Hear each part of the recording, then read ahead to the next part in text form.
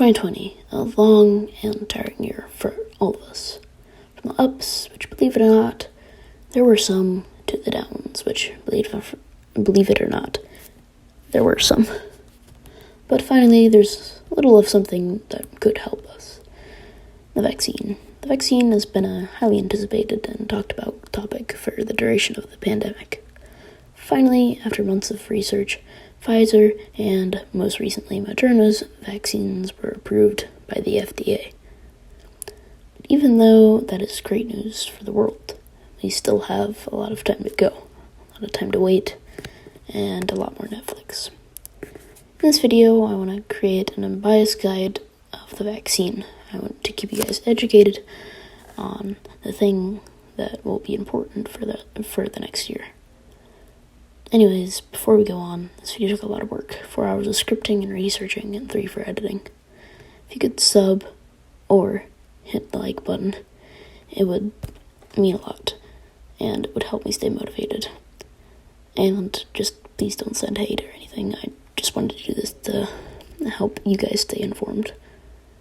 So anyways, on with the video. First off, we need to know what the vaccine actually does. Most COVID vaccines use RNA or DNA to penetrate immune cells and make them think that they already had COVID, therefore giving immunity. It's a way that a lot of vaccines do it, but it also brings lots of side effects. These side effects are pretty much the same as COVID itself, such as fever, fatigue, and headaches, but it will usually only last 3 days and won't be as extreme. Also, getting the vaccine is not getting COVID itself, it's just getting something that attacks the cells and makes it think that it's got COVID, so it's not actually got COVID. It just makes it think that it's got COVID. Just to clear up any misconceptions, if you get any of these side effects, it is normal, as that is what's been happening in the trials.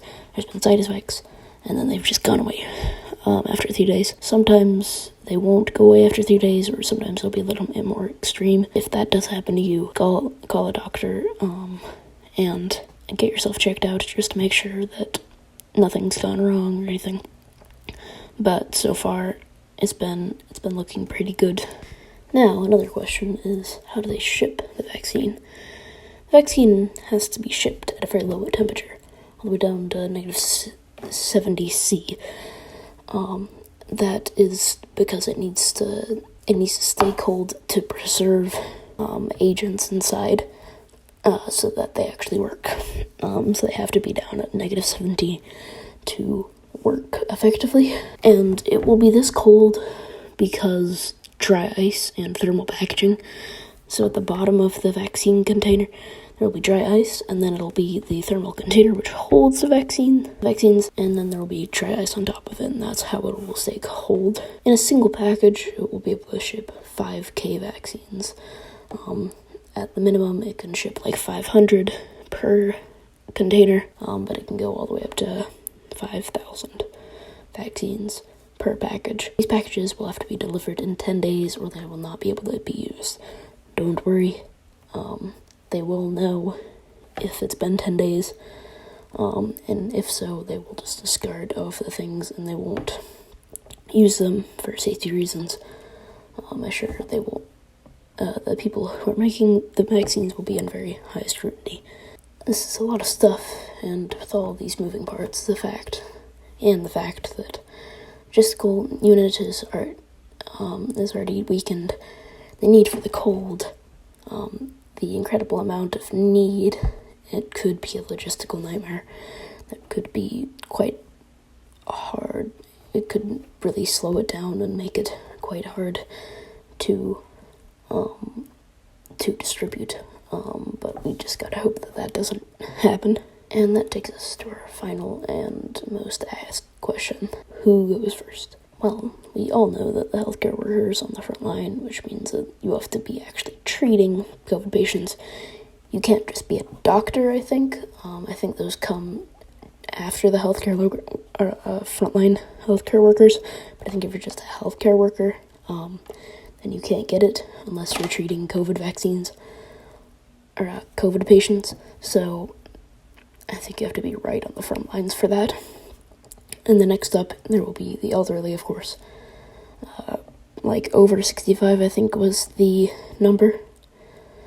After that, there will be essential workers, which, for the inevitable next question of who is essential workers, that decision is up to the state government. But so far, there has been some hints as to who is essential, and that is people in energy, childcare, water and wastewater, agriculture and food production, critical retail and critical trades, such as grocery stores, hardware stores, mechanics and construction workers, electricians, plumbers, and etc. Transportation, non-profits and social service organization. As for everybody else, who gets first? Well, we don't really know. Again, mostly depends on where you live. Dr. Fauci has said that healthy Americans under 65 could get it as soon as April.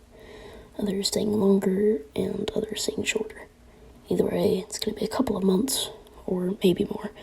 Probably at the higher end of a few months, really.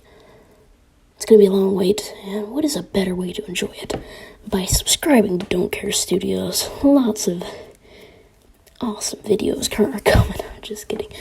You don't have to. Anyways, that's the end of the video. Like and subscribe. Please don't send hate. I tried to make this as unbiased as possible, just so you guys could get the information. So please don't send hate. And if you guys start a discussion in the comments, please be civilized about it and be nice. I just think that discussion is good. If someone disagrees with you, that's good, because you get to see if there's anything that's wrong with your theory. So keep that in mind when you're talking to anybody in the comments. But anyways, have a great day. And hopefully this all will get a little bit better once this vaccine comes out. That is widely distributed. So have a great day.